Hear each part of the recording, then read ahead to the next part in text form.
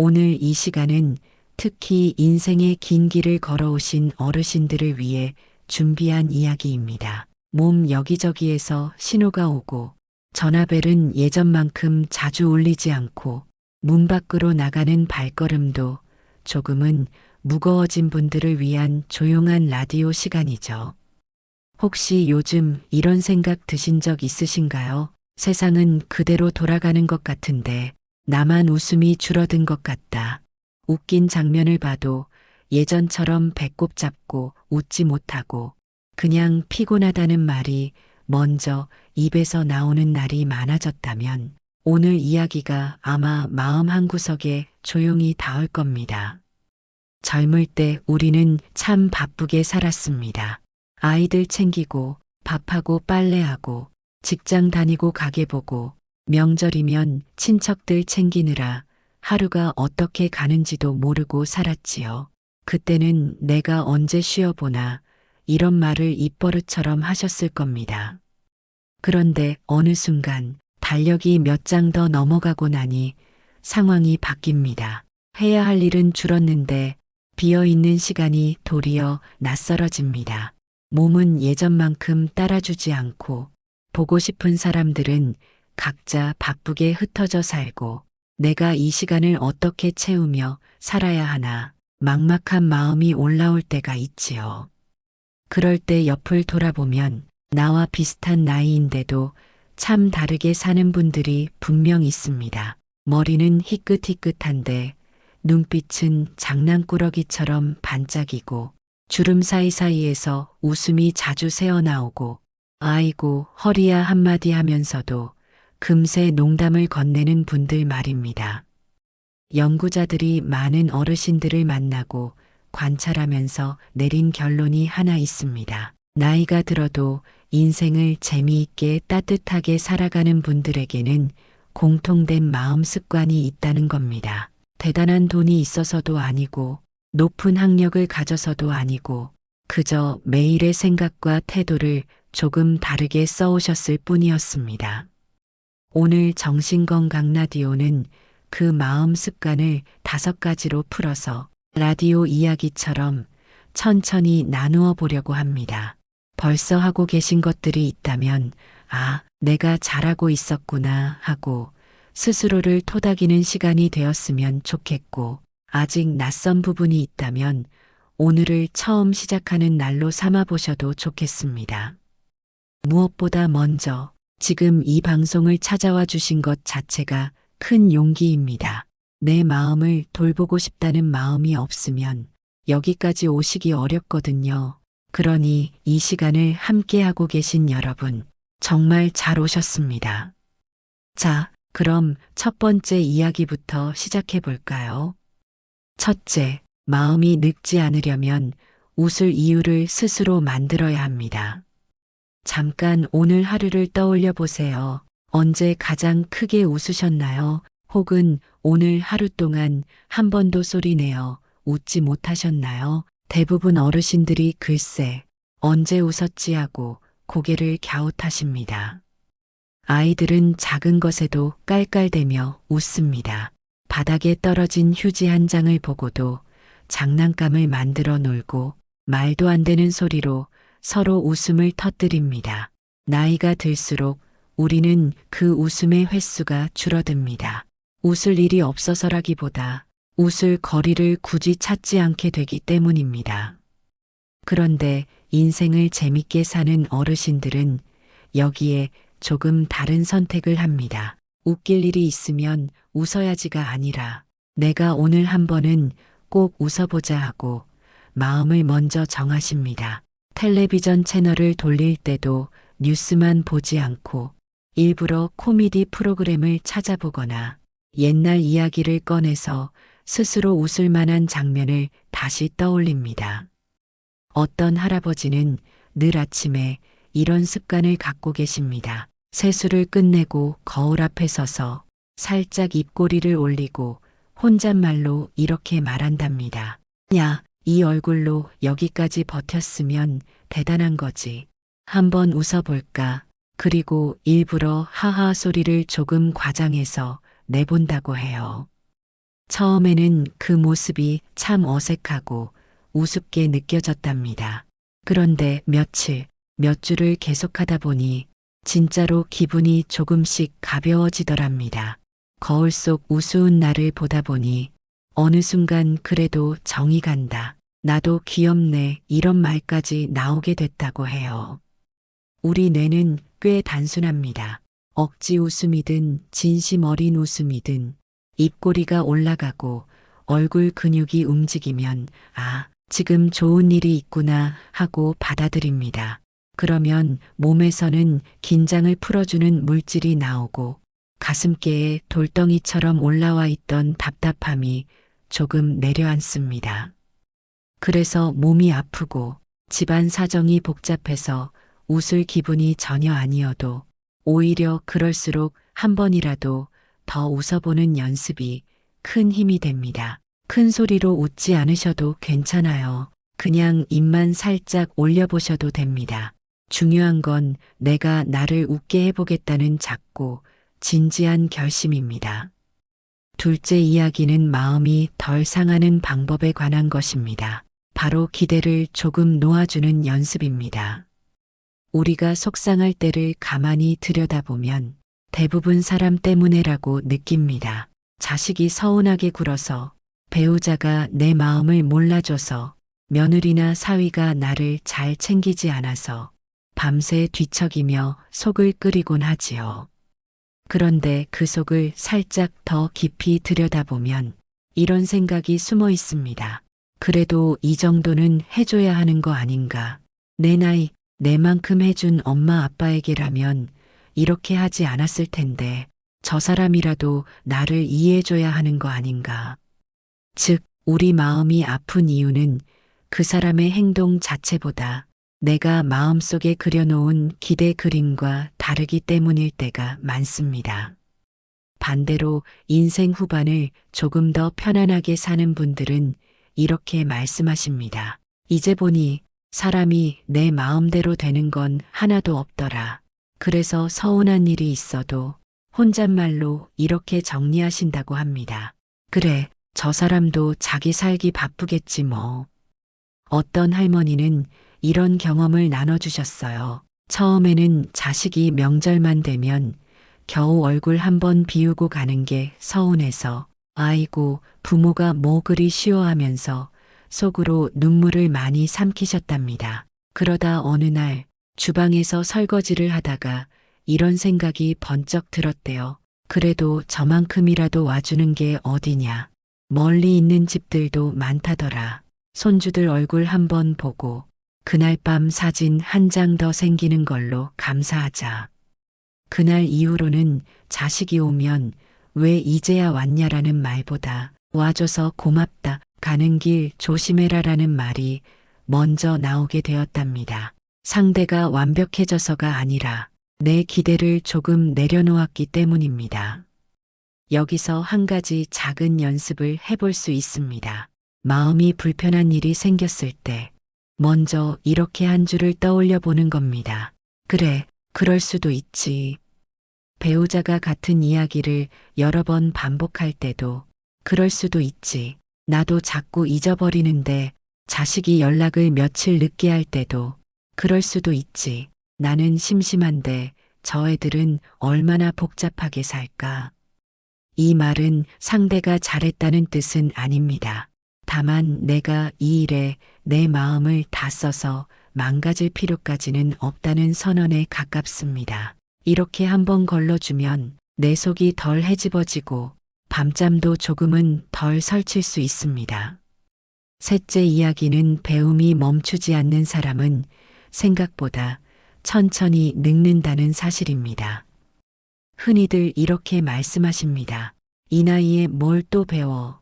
젊은 사람들 따라가기도 벅찬데. 그런데 뇌를 연구하는 학자들은 한 목소리로 이야기합니다. 나이가 들어도 뇌는 계속 변한다. 새로운 걸 시도할 때마다 뇌 안에 작은 길이 하나씩 더 생긴다. 복잡하게 생각하실 필요 없습니다. 공부하라는 말이 아니라 궁금한 걸 조금이라도 더 궁금해 보자라는 뜻입니다. 예를 들어 이런 장면을 떠올려 보세요. 복지관에서 스마트폰 기초 강좌를 듣는 할머니들. 사진 찍는 버튼이 어디예요 하다가 손주 얼굴이 화면에 크게 찍히자 깔깔 웃으시며 이거 집에 가서 애들 보여줘야겠다 하시는 모습. 그 순간 그분들의 뇌에서는 새로운 길이 만들어지고 있습니다. 동네 합창단에 들어가 보신 할아버지들도 계십니다. 처음에는 음이 맞지 않아 어색하고 가사를 자꾸 틀려서 민망했지만 연습을 거듭하다 보니 숨쉬는 타이밍을 배우게 되고 함께 소리내어 부르는 기쁨을 알게 되었다고 합니다.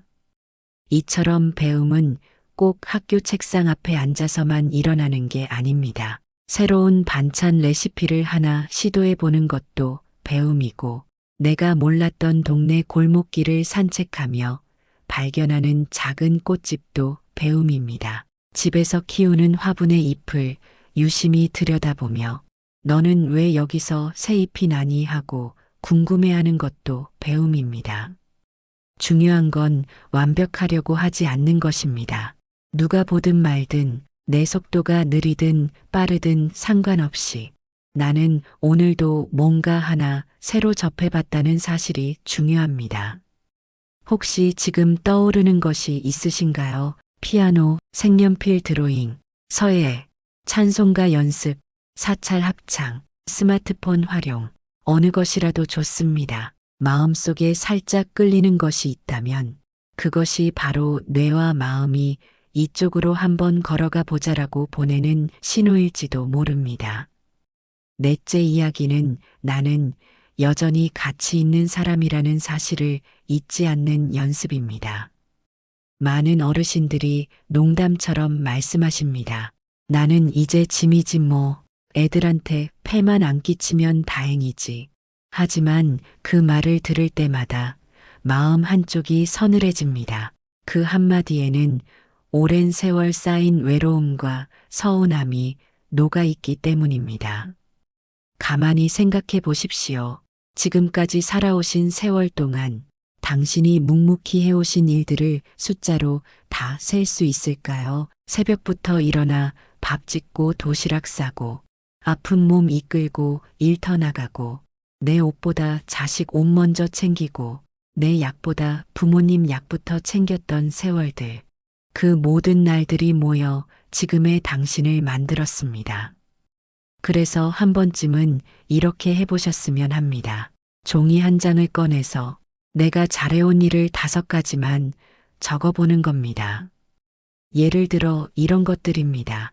무슨 일이 있어도 가족 밥은 챙겼다.